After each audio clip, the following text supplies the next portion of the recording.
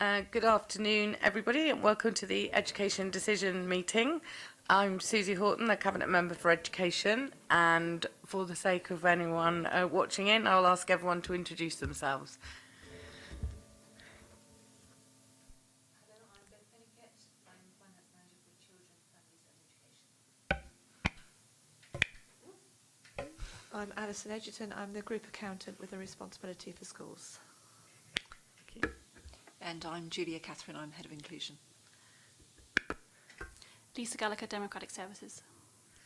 Thank you, everyone, and welcome. A little bit of housekeeping. We've probably heard it before in this room, but if a continuous fire alarm sounds, please evacuate the room and public gallery by the stairwells. Do not attempt to use the lifts, and please assemble by Queen Victoria outside the civic offices. Just to draw everyone's attention to the fact that this meeting will be live streamed from a camera fixed location at the back of the meeting room. And we don't have any members of the public, so I won't do that last bit. Okay, so we shall move on to the agenda. So apologies for absence. We've received apologies from Councillor Coles and also Mike Stoneman. Thank you very much. Declarations of members' interest. Well, I'm the only member here, and I have my usual declaration, which is I'm Vice Chair of Governors at Craneswater Junior School. So we'll go straight on to the first item, the first report, I should say, which is the future school funding arrangements, and I'm assuming that Bev is going to deliver this. Thank you, Councillor. This is a report which provides an update on the school funding arrangements for 1920, and it seeks early approval for a range of issues which impact on school funding next year, which I'll highlight as we go through. Just a little bit of background, we consulted with schools back in May this year, but that was before the DfE guidance was available. We received early approvals from yourself and endorsed by Schools Forum in July based on that consultation, and those were to maintain a transitional approach towards the national funding formula for primary schools, to remove the reception uplift factor from the formula, and to maintain the minimum funding guarantee at -1.5%. DfE published its policy document and guidance on the 24th of July, and indicative allocations for Portsmouth based on the 2017 census are shown in the table at paragraph 4.2, and it suggests that we will receive a small increase in funding next year. Local authorities may again request that up to 0.5% of the schools block can be transferred into the high needs block, and our first recommendation is that we propose to retain the schools block intact, since any reliance of the high needs block on the schools block can't be maintained because we have no certainty over the ability to do that in future. DfE has again proposed minimum per pupil funding levels, MFLs, and they're set out at paragraph 6. So the second recommendation is that we propose to implement the MFLs as set out in that table, but noting that the all-through rate assumes that all year groups in an all-through school are present, and I'll come back to that a little bit later. It is worth noting that had these rates, these MFLs, been applied in 2018-19, 5 primary schools and 1 secondary school would have received additional funding, so that they may well do again in this year. Okay. The published NFF rates for 2019-20 are the same as for 18-19, except for the unit value for primary low prior attainment, which is reduced from £1,050 to £1,022. This is because the measured cohort of pupils with low prior attainment has been gradually increasing over the last 6 years, and that follows changes to the Early Years Foundation stage profile, which occurred in 2013. DfE attests that this is due to the method of assessment, not the underlying method level of need, which is why they have reduced the funding formula, so the overall funding applied to that factor is the same. That information wasn't available when we consulted with schools. However, it may be necessary later to adjust the low prior attainment unit value down in order to fit the funding formula to the funding available when we get that final allocation. The unit values are all shown at appendices 1 and 2 for primaries and secondaries. Please, apologies for the typo in the primary lower attainment value, because that's still shown at 1050 and it should be 1022. So the third recommendation on the paper is to keep these unit values, which do not already match the national funding formula rates, under review and amend those as necessary following confirmation in December of our funding allocation. We then move on to section 5 and the growth funding. DFE is reviewing the way it allocates growth funding to local authorities. It was previously allocated based on what local authorities had spent in the year before. Going forward, growth will be allocated on a formulaic basis, and we've been advised that the rates will be 1,370 per primary growth, and that's in inverted commas growth pupil, 2,050 for secondary, and £65,000 per new school, which opened in the previous year. Now, these growth pupils are based on the growth experienced at middle super output level. And that's typically between 2,000 and 6,000 households, or between 5,000 and 15,000 of population. So it doesn't follow that the growth is actually in specific schools. Because of this change and the uncertainty that we have over funding, we are recommending that we do not, this is recommendation 4, that we don't review the growth criteria until the spring term. Normally we would do that at this stage in consultation with schools, but we would like to actually see how much money we have available before we start to think about how we might allocate that to schools. It is worth noting actually that currently we provide the equivalent of £54,000 per year for a new growth class. If you take the primary growth allocations, a primary school would get 41,100 and a secondary school would get 61,500, which doesn't equate. We don't have to do it like that, but it's something that we clearly need to think about going forwards. We have actually just had the indicative allocations, but we haven't had time to properly work up certainty over that, and of course it is based on last year's data anyway. Moving on to section 6, the disapplication requests. Each year local authorities can submit disapplication requests to ESFA where strict adherence to the regulations would provide a perverse result for one school or other. This year the local authority has submitted, we'll deal with the first 2 requests which are set out in the document first of all. We've submitted one for Charter. Charter has historically received a very high level of protection through the minimum funding guarantee, but it's provided on a per pupil basis.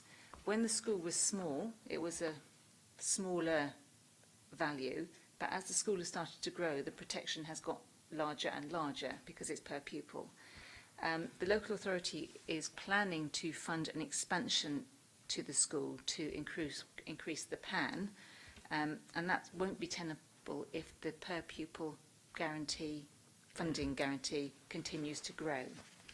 So the local authority, we have spoken to Charter School and we've agreed a compromise whereby we're suggesting that only the first 600 pupils, which is their current PAN, will continue to receive the minimum funding guarantee protection per pupil, and any pupils above that number will be funded at the correct rate for the school. We haven't had a response yet, but the school at least are in agreement with that proposal. The second disapplication request that we have put in is for Mayfield. That's an all-through school, but as it continues to grow, the balance of primary and secondary pupils is changing. We get more primaries. But at this stage, because the MFG is calculated on the average per pupil funding, the average is skewed towards secondary pupils, which is higher. So if we didn't ask for the disapplication, then the new primary schools would be overprotected. So we put that one in as well. So our fifth recommendation is that you approve those disapplication requests, which are currently which we don't, even if they agree, we don't have to implement them, but we would like your approval to those. Whilst we're talking about disapplication requests, I'd like to just give you early notification of a new request. I mentioned earlier the table at paragraph 4.6, which gave a minimum funding level for all through schools. Yeah. But this is kind of the mirror request to the other one for Mayfield, because the minimum funding level assumes that the school is full, and therefore that it has a higher proportion of primary pupils than secondary pupils, but that's not the case yet. So actually, if we recalculate the minimum funding level based on the cohort that is there at the moment, and will be there next September, the minimum funding level should be slightly higher than is shown there. So we are proposing to ask, if you like, for the mirror disapplication so that we can apply the correct minimum funding level for Mayfield. But we will come back to the next meeting and ask for your formal approval on that one. Okay. I get my head around, don't I? I think I get my So head it's around. complicated. It's very complicated. Because is And- that because schools typically grow from the bottom rather than from a secondary school down? I know. I don't know. It's simply because Mayfield was a secondary school, Yeah, that's and what I was it's thinking. because it's opened now the primary to become an all through. Yeah. It started with just year R and starting I again at see year that. 7, Whereas and then it's often had it would be a new school would start at the lower stage rate. yes, and and then go up. you would move, but Get it. but all of the primary school pupils are funded at the same rate, whereas Yes. secondary pupils are funded I at a see. higher rate. I see. So it messes with the average per pupil funding. Yeah. Simples. That's that. And finally, Yes. on the early years side, officers have been engaging with nursery providers to review the rates allocated to each element of the nursery funding formula. There is limited scope for review, but providers were keen for it to take place, and we're honouring that commitment. We will update you at a future meeting with any recommendations for changes to the formula. Fabulous. Thank you. Can I just ask a question about the disapplication in terms of charter? Yes. So I get why, and I get the historic stuff, and so you're suggesting a protection of 600 pupils. Yes. When that school has expanded, Yes. would that drop then? So the 600 pupils would continue to be protected at assuming the MFG Yeah. state at minus 1.5% of their Yeah. current rates. Yeah. But any pupils above that number would receive the appropriate formula funding for Okay. that school without the protection And will that stay with that school? until it Evens out. dissipates, yeah. yes. That's what I was thinking. The logic Yes. would be at some point it just becomes it part should. of the... With a normal school, you would expect. It's a normal school. Yeah. With A a different- static level Yeah. school, you would expect the protection to just reduce each year. But because charter has been growing, actually the protection has been growing each Yeah, year, which is I get that. perverse. Yes. Thank you for that explanation. Yet again, you managed to carry me along with all the explanations. So what I would do is I'll read all those out, so just so that we're clear what we are approving. So first of all, we're noting I am noting the Department for Education's proposed changes to school revenue funding arrangements for 2019-20 as set out in the report and that Bev's just taken us through. And approving the proposals for implementing the funding formula arrangements locally as set out in this report, but particularly noting, first, the schools block will remain intact as set out in paragraph 4.3. Second, minimum per pupil funding levels will be implemented at the recommended rates as set out in paragraph 4.6. Third, to keep those unit values which do not already match the NFF rates under review and amend if necessary following confirmation of the overall funding allocation as set out in paragraph 4.9. Fourth, are we on 4? 1, 2, 3, 4. The criteria for allocating growth funding will be reviewed in the spring term as set out in paragraph 5.3. And last but not least, the disapplication requests, as we've just discussed in section 6. Thank you very much, Bev. I'm assuming Julia hasn't got any questions. Okay, thank you very much for that. So now the next report, which is item 4 on the agenda, the recommendations from the SEND strategic review relating to managing the spend within the high needs block of the DSG. Thank you. There you go. So if I start with the recommendations and explain the change, and then I'll take us through the recommendations and then come back to That'd the be really proposed change useful. at the end, if that's okay. So the recommendations are that the Cabinet Member for Education notes the recommendations from the SEND strategic review that was carried out last year, and endorses the actions that are already being implemented as a result of that review. And then thirdly, agrees to the new proposals which are in this paper to further manage the spend within the high needs block. And I'll take us through those. So just to confirm, it's a Cabinet Member decision about these proposals, but obviously we want to work closely with Schools Forum with regards to the high needs block of the DSG. So the Schools Forum meeting is tomorrow, where we'll ask for endorsement. Yeah. But in the last few weeks, we've been out to meet with those head teachers who are most impacted by these proposals, and as a result of those conversations and the feedback that we receive from heads, we've got a further change to the proposals that we want to come back to at the end, if that's okay. Yeah.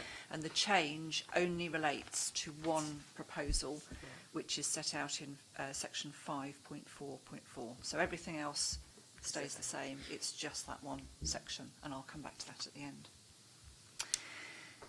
So section 4 in the report summarises the recommendations from the SEND strategic review. This review was carried out with grant funding from central government. All local authorities received a grant to do this, and it was about managing the increasing need and demand for children with special needs and disabilities within the resources. The review was completed in June, and the report actually made 49 recommendations for actions that we need to take to manage that growing need within the resources we've got. All 49 recommendations are included in the appendix with the actions and progress on those actions. And I've summarised them in section 4. So they include, for example, developing a methodology for SEN place planning, which is not as straightforward as primary and secondary place planning, because there's demand factors as well as pure need factors.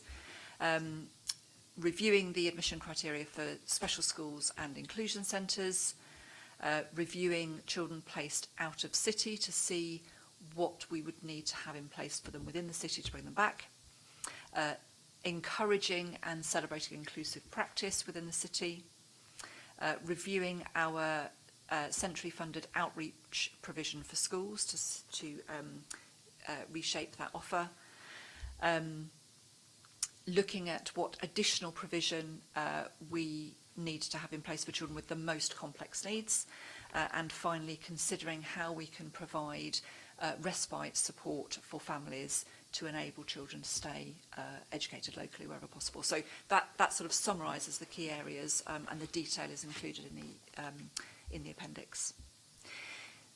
Section 5 makes some additional proposals, and these were prompted by the projected overspend within the high needs block of the DSG, and the need to take some immediate actions to manage that spend within the available resource.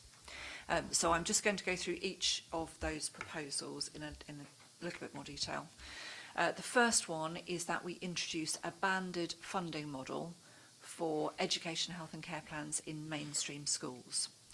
So currently we have a banded funding model for special schools, but if a child is in a mainstream school, we cost the provision exactly, and we include that on the education, health and care plan.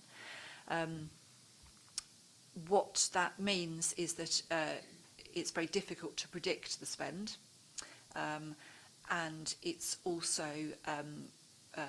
what schools tell us is that it's quite difficult to deliver the provision in a way that's appropriate to that context when it's very specific. Yeah. It's very it's quantified to the last penny, really. Yeah. So a banded funding model would introduce 4 bands of funding. So rather than costing the EHCP, the Education, Health and Care Plan, to the last penny, you'd still have the description of provision in the plan. It would still be very detailed, but then a band of funding would be allocated. So Education, Health and Care Plans, where currently we would be funding up to £2,000 top up, so that's on top of the money that's already within the school's budget in the notional SEN budget. Up to £2,000, we would fund those at £750, so sort of taking an average within that band. EHCP is currently funded between 2,000 and 4,000. We would fund at 2,000. Funding between 4,000 and 6,000, we would fund at 3,500. And the very small number of EHCPs funded over 6,000 top up, we would fund at 7,600. That's set out in Table 1. As well as the potential savings of introducing that banded funding. We've discussed that proposal with schools, and the feedback that we've received is that schools understand the proposals. They've been involved in developing these proposals with us through the summer term in a task and finish group, which also included parent reps as well. So they understand the need to make this particular change, and they in particular welcome the increased flexibility in terms of how they would deliver that provision.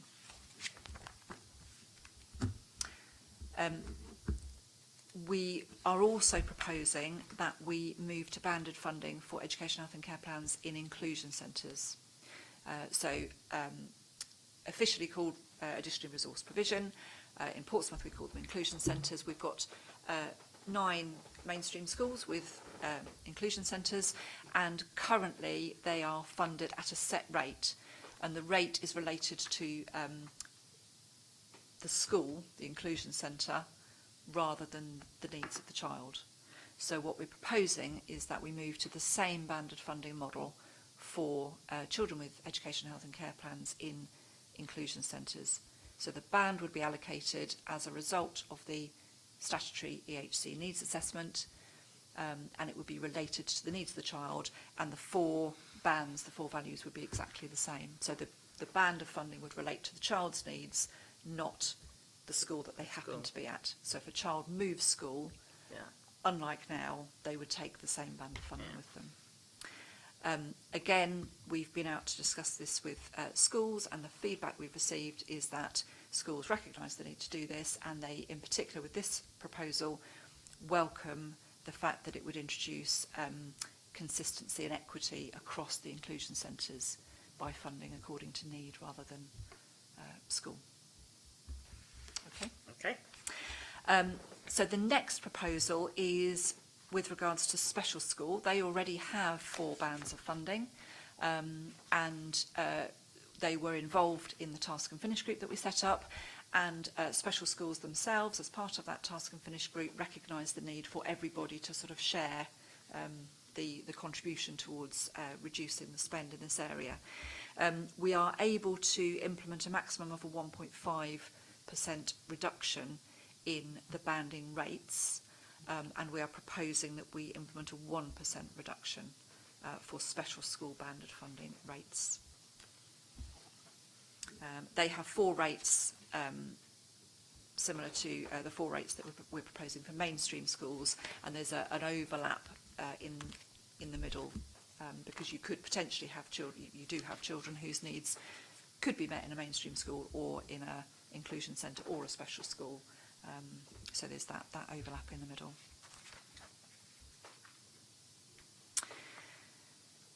The next proposal, which again came from the task and finish group work, was to introduce transition plans. So this is to introduce a very robust process for planning for children as they move from one school to the next with an education, without an education, health and care plan.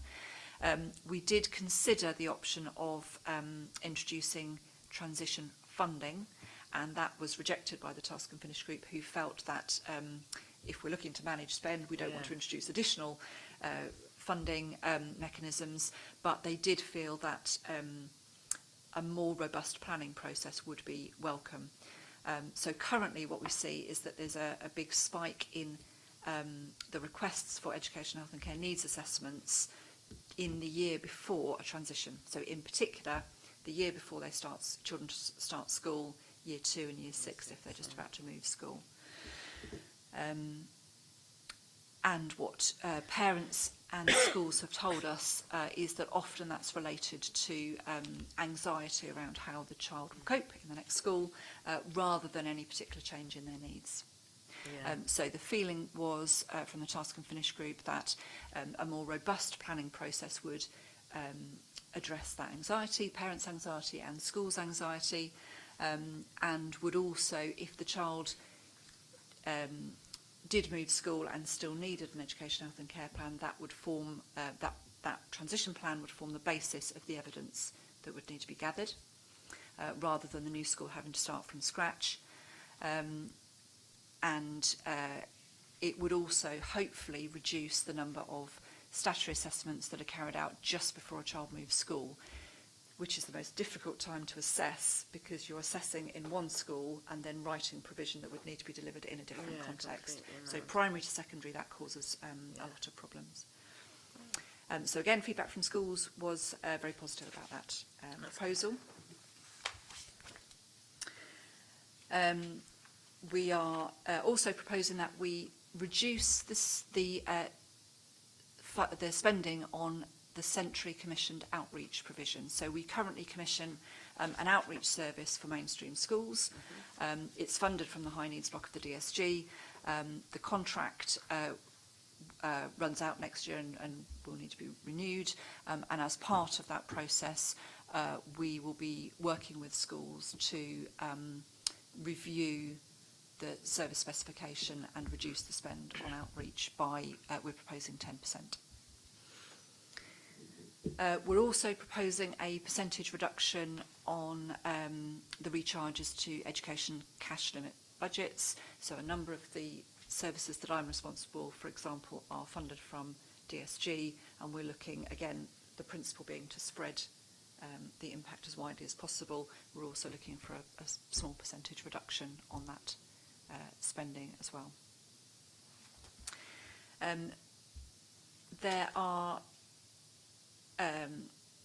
two areas which we have noted that we need to continue to look at, but there isn't a detailed proposal in this paper, and that's around the post-16 EHC top-up funding, where we've started a piece of work with colleges to look at introducing a banded funding model in the same way that we have for schools, but with colleges, because they cover a much wider area, so it's the travel to learn area, we are very keen to work in partnership with neighbouring local authorities, and colleges have asked for, if possible, some consistency across local authorities. Some colleges deal with 13, 15 different local authorities, so they've asked for some consistency.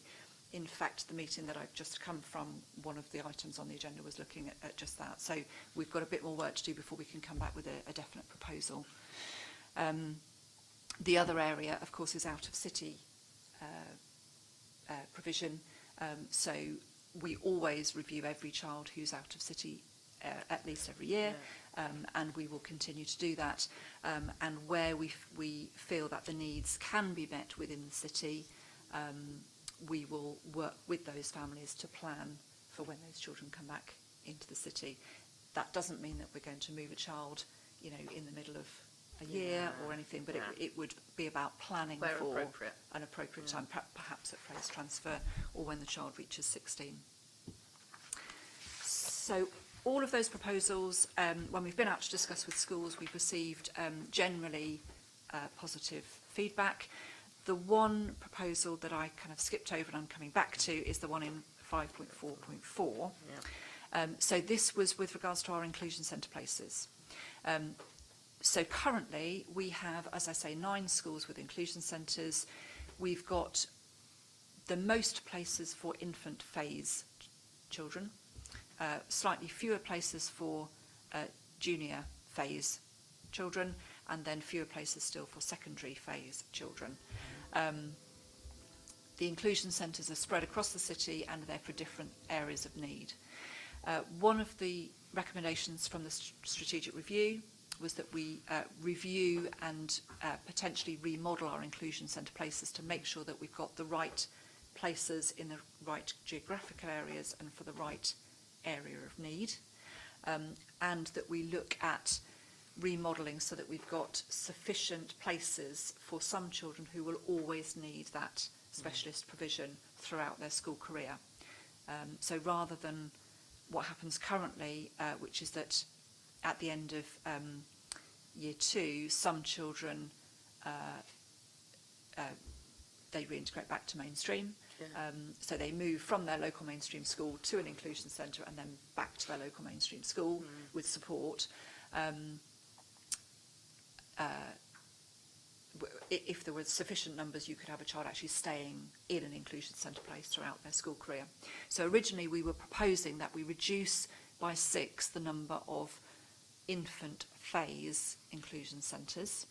We didn't specify where those would come from, and that's the one proposal where in our discussions with schools, head teachers have expressed a lot of concern about that, because we are seeing an increase in the numbers of children with special needs in mainstream schools generally, and so to reduce the number of inclusion centre places seems counterintuitive when actually we're seeing that growing need. We can't clearly currently afford to increase the places for older children, but there is concern about reducing the places for younger children. So our slightly amended proposal would be to, if you were in agreement with the rest of the proposals, to agree them with the exception of 5.4.4, and for us to do some more work on that and come back. We have looked, for example, at the impact of not going ahead with that proposal, which would be £36,000 that we wouldn't be reducing the spend. So we would need to look, for example, at whether we slightly reduce the banded funding rates to cover that. And obviously, once we get the final figures on our budget for next year, we can calculate exactly what the impact of that would need to be. Thank you so much for that report and for taking us through it in such detail, and for coming back from London for this meeting. I really appreciate that. I've just got a couple of questions, if I can read my own notes. I probably know the answers to them, but I was just checking. What did I put at? That was about the schools thing. Forgot now. Oh yes, the inclusion, the set rate bit relates to the school at the moment. If it moves with a child, what happens to the sustainability of those schools for those centres if then the child moves on to a different location? For inclusion centres? For inclusion centres. Yeah, so the inclusions, so the rate just refers to the top up. Yeah. So they would still receive the element 2 funding for the place. Yeah. It would just be the top up. Okay. So that would move with the child. If an inclusion centre wasn't full, then clearly the school wouldn't receive that top up funding. Yeah. Currently they're all full, and the need is increasing. So yeah. I think that was the main thing.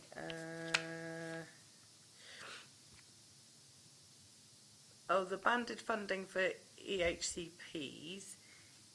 Presumably, I really like the idea of the flexibility, because I'm sure schools really want to do that, because when you come up with a kind of one-size-fits-all, then it's very different. Presumably, the annual review would keep checking in with that, whether that's okay. So they're not going to be locked into a band which they couldn't meet the needs of the child if it came up in the annual review and they needed more or whatever. Yes, so the same process as now. If the school were felt that they were unable to meet the needs within on the band that had been allocated, they would need to present evidence as part of the annual review, and that would be considered and then either agreed with or not. Exactly the same process. But at the moment, everything's more detailed, so they have to do what's said because of the money. Yes.